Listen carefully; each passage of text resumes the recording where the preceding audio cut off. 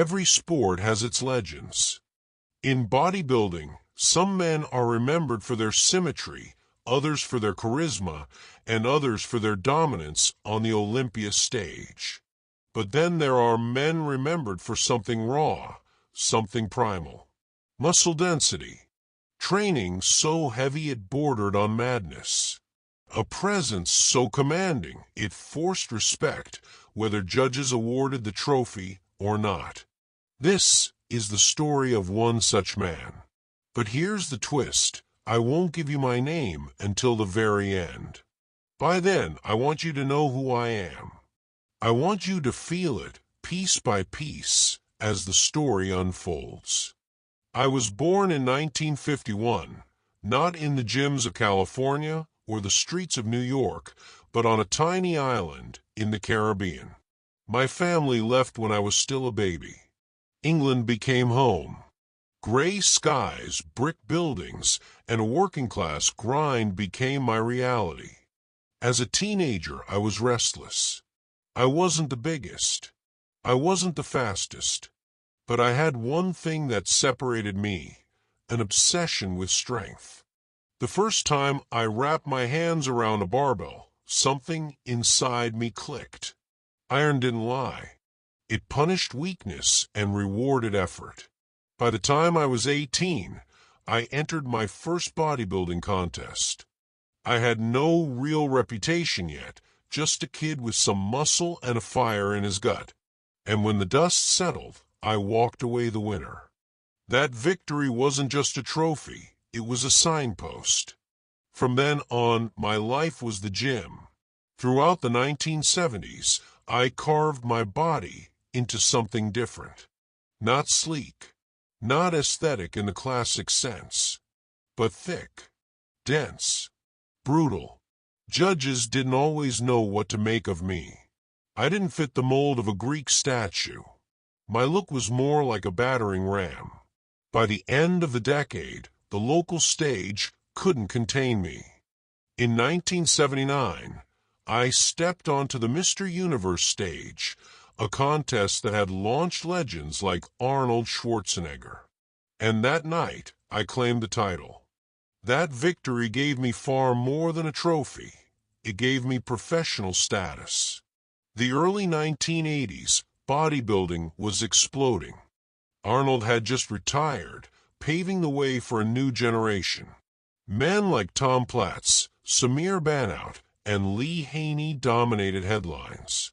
And there I was, standing among them. My best finish. 5th place at the Mr. Olympia. Trophies were never my true measure. Fans knew me for something else, power. My chest was thick, my arms massive, my physique didn't whisper aesthetics. It shouted brutality. That nickname, Brutal, wasn't just for show. It came from the way I trained. While others chased the pump, I chased plates. Heavy plates. The kind that bent the bar and shook the floor. Bench presses, squats, deadlifts, the big, brutal basics. My philosophy was simple. If you want to grow, lift heavy. No excuses. No shortcuts. Fans watched in awe. My sessions were legendary, not for length, but for savagery. Every rep looked like a war. And in that war I rarely lost. I wasn't the winningest competitor. I didn't rack up Olympia titles. I wasn't the epitome of symmetry. I was different. I was mass, density, and sheer presence. In magazines, on stage, in gyms, fans and fellow pros respected me. I may not have been crowned king, but I commanded attention. No story of greatness is without shadows. My personality, like my physique, could be heavy. I spoke my mind bluntly. Diplomacy was never my strength. In the years after my competitive career, personal demons and life choices began to weigh on me. After retirement, I returned to the Caribbean. The bright lights of the stage faded. Fame became memory. And then tragedy struck. In the mid-1990s, I became embroiled in a crime that shocked my community, the deaths of 2 women. I was accused, tried, and sentenced. Initially, the court handed me the death penalty. Later, it was reduced to life imprisonment. The world of bodybuilding was stunned.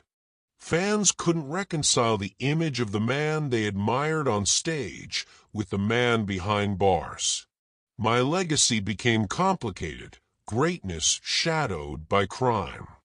Yet even in prison, my story remained a testament to extremes, the extremes of strength, of personality, and of human fallibility. When today's fans talk about mass monsters, they often look to the 90s, Dorian Yates, Ronnie Coleman. But long before them, I was already laying the blueprint. Thick, grainy muscle, a physique that looked like it was carved from granite. Some argue symmetry matters. Some argue aesthetics. But power? True raw power? That was mine. Even decades later, lifters still study my training routines. Heavy, brutal, no-nonsense iron. And though my name may not sit on a Sando trophy, it lives in the minds of those who saw me, in the gym, on stage, or in the magazines of the 1980s. You've heard the story. A boy born in the Caribbean, raised in England, crowned Mr. Universe in 1979, a top Olympia competitor in the 1980s, known for a chest and arms that stunned the world, training so heavy they called it brutal, and a life that ended behind prison walls. Now the question is yours: who am I? If you guessed, Bertil Fox, you guessed right. Want to continue to hear mystery stories about the icons of bodybuilding lore? Please subscribe and click on the bell for notifications. See you next time on The Pump Files.